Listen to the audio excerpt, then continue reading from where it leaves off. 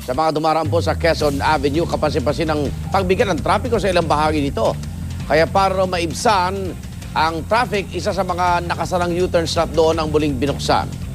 Kamusahin natin lagay ng trapiko. Kung nakatulong ba yan mula kay Love Annuber. Love!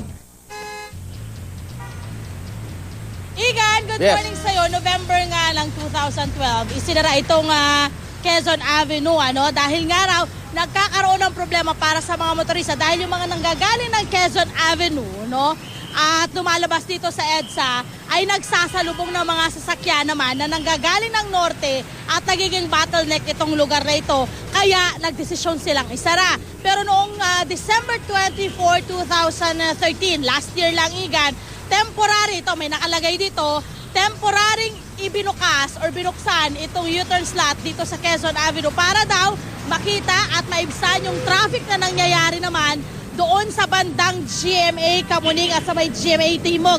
Alam mo, Igan, yung area ng Timog at Sergeant Guerra, mula nang isinara itong U-turn slot na to ay talagang matindi at napakabigat ng daloy ng trapiko. Okay, ang dahilan nila, bakit nila isinara itong Quezon Avenue? Dahil nga raw doon sa mga nagti-terminal dito sa lugar at yung bigat nga ng bottleneck nga dito sa area na ito. Pero ang problema, Igan, talaga, ito, makikita natin, itong mga nagtatawiran ng mga tao dito sa lugar, isa sila sa nakakaabala dito sa daloy ng trapiko dito sa EDSA Quezon Avenue. At ang matindi dyan, Igan, dito may nakalagay, in fairness, hindi nagkulang ang Metropolitan Manila Development Authority sa paglalagay ng mga karatula. Kagaya nito, no loading and unloading anytime. Kanina pa tayo nandito, Igan, ilang beses na merong mga jeep na naglo-load at taga-unload ng kanilang mga pasahero. Kaya naman, nagkakaroon din ng pagbabara dito mismo sa U-turn slot na to.